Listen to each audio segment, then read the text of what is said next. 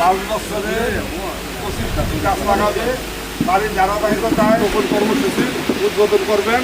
সেই অনুযায়ী আজকের এই আলোচনা সভা এই পর্যায়ে থেকে যাই হোক, সময় স্বল্পতায় আমরা বক্তব্য দিতে দেব।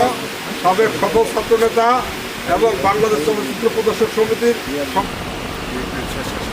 সম্পাদক আমাদের সবসময় এই দুস্থ যে আমাদের মারা রয়েছেন তাদের মানুষ ভালো মন্দ যে জিনিস হয় আমরা তাদের পাশে থাকবো।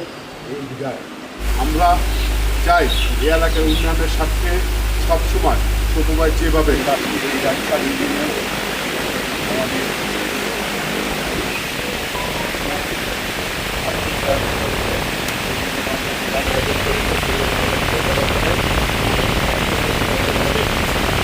বিধবা ভাতা চলে আসছে সব দিকে, এবং আমি যেটুকু জানি সমাজ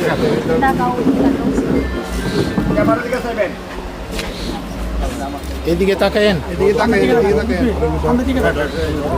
আমার ভাই ধরে না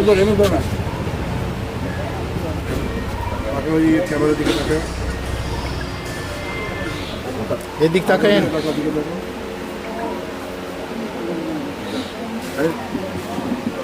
এদিকে থাকে ওদিকে থাকে।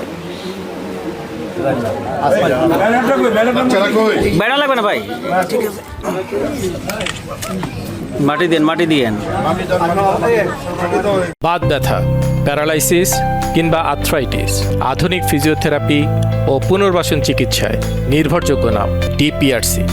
মাননীয় প্রধানমন্ত্রী জনাব তারেক রহমান বাজেট থেকে যে জিনিসগুলো গণমুখী যে বাজেট সেটা আবারও উনি প্রমাণ করে দিয়েছেন।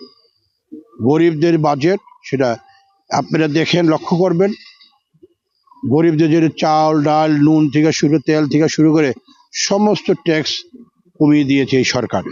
এবং গতকালকে যেটা এর আগে ছিল যে ব্যাংকে এক অ্যাকাউন্ট খুলতে গেলে 3 লাগবে, সেটা গতকাল সেটা মাননীয় প্রধানমন্ত্রী আমাদের এই সরকার সেটা উঠিয়ে দিয়েছে।